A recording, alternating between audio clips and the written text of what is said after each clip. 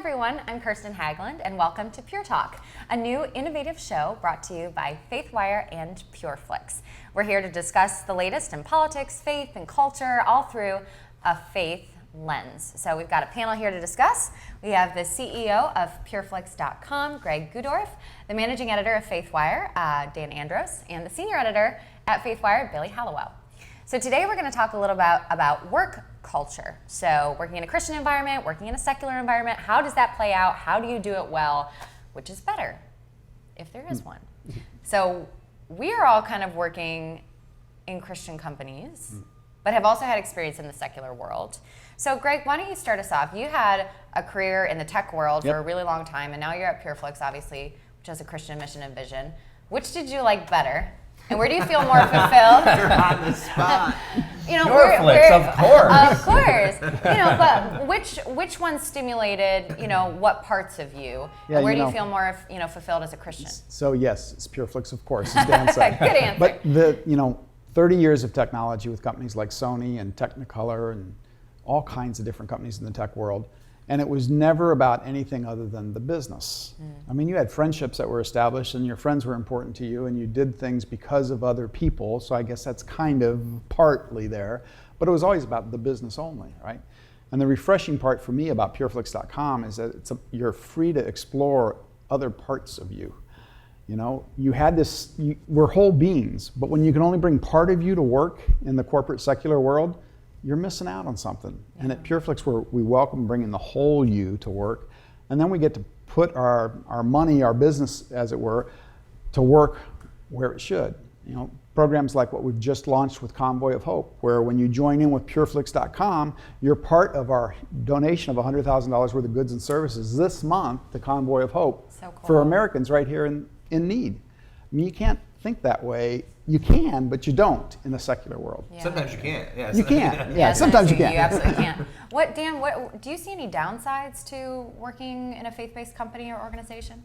I don't know any downsides that jump out off the top of my head. I think you can get into the trap of, I've had some friends who I've had close conversations with about this particular issue, and they are not they were kind of looking at like my job, being like, oh, you're like furthering the kingdom and you're doing all this stuff and it's so great.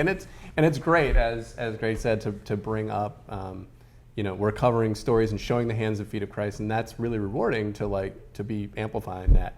But he was almost despondent about this job. It's all about the money. It's all about this. There's nothing else.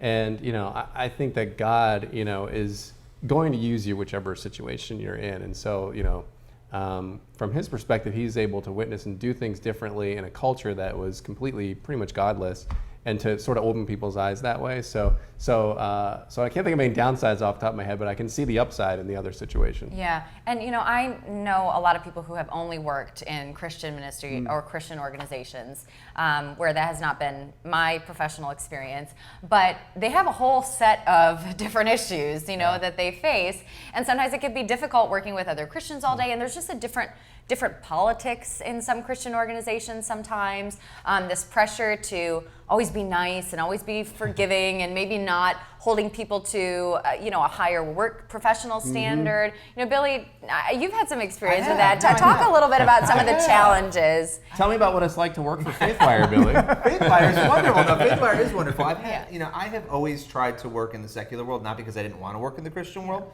but God always has a way of grabbing me and bringing me back to a Christian organization, which is great.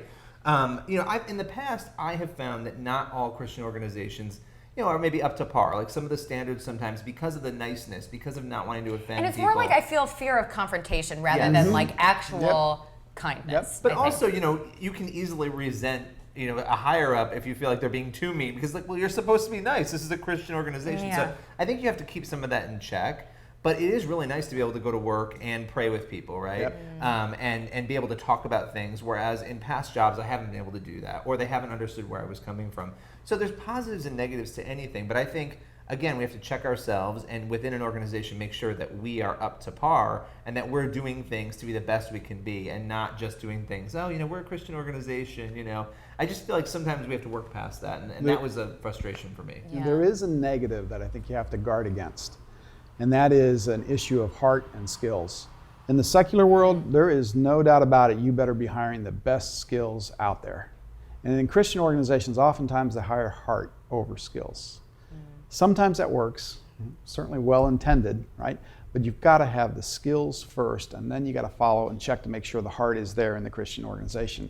And I think that, to me, that's a reminder to keep. It's not about being nice, it's not about just playing to the heart side. The person has to have the right heart, but they better have the skills, or you won't be advancing your business. And if you can't advance your business, you can't serve your larger mission the way you want to. Yeah. And you have to look at a nonprofit as a business too, I think. Absolutely. Yeah. There are costs, there are benefits, there are things that need to be weighed. I don't think you can just go in and, we're nicey dicey and what? No, you got to do that. Yeah. So Can I ask you a question? Because obviously businesses and ministries run from two different incentive structures. One is to serve, not to make a profit. And the other is a business's goal is to make a profit. You have to in order to continue the work that you do. So my question is as someone who's led in Christian business, how do you square that this is what the people want and this is what's making us money, so we have to keep reproducing this, but what if it's not truly growing them as believers? What if it's not necessarily going down a road that's really edifying? How does a Christian business balance that? Because capitalism isn't necessarily designed to feed our Yep. highest desires. Yep. Sometimes it's our basest desires. Yep. Is that a challenge? Yeah, I think it is for any business like that. In the case of PureFlix.com, the fact that we're a faith and family movie and TV show kind of business, it's something that we have to work through all the time. Yeah. And I'm not kidding you. It's not something that's preordained. We debate this all the time, right? Because you have this issue of, if it's only faith, then the only people you're reaching are those that's solid in their faith, right? Likewise, if it's only family, you're missing an opportunity to spread the faith message. So you got to figure out how to meet people where they are, and then you have to do a gut check and say, okay, is it too far, too wide of a circle or not? Yeah. And that balancing act, I think, is where the key has to fall. Yeah, Yeah. we have that same conversation a lot of times, because like we posted a story the other day on Kim Kardashian talking about her, when she got robbed at gunpoint, and she really had sort of this almost epiphany of suddenly life and death was real to her, and so she was talking about which I think were virtuous things about how material, and then this is arguably the most the poster child of narcissism and material wealth, and self absorption is her, and she's talking about how those material things don't matter, and she prayed and this and that, and yes, and so then we were getting ripped on the comments section for posting these people up as role models. That's not what we're doing, and so you're reaching people. Kim Kardashian has a humongous audience, and if you can show people and point to the things that she's talking about that are godly principles, and that doesn't mean she's there yet, but to show that, how far do you go with that, I guess is the point. We got to have Same praise conversation, too. so. I think there's always somebody who wants to complain, right? And Right. with Yeah. that story, it's like nobody endorsed anything she said. We literally took her quotes and reported it. And you don't have to like her, but she said something good this time. It's okay. Yeah. Even if you don't like someone, it's okay Yeah. to say, that was a good point. It's actually a healthy thing. Yeah. But they will look at it as sort of, you're even just showing at them at all, and associating them positively in any way Right. with somebody who's arguably a harm to culture, is a net negative. But And this is probably the problem with our culture, is that we can never do that. When there's a little Right. breadcrumb, we can never Right. just give, you know Right. what? Okay, let's it's a little opening maybe. She might be awful again tomorrow, but right now she said something nice. Right. Let's Let's give her acknowledge a the hand, positive. yeah. And I think it's so important too to emphasize for people who might be watching that don't work in ministry or a Christian organization that.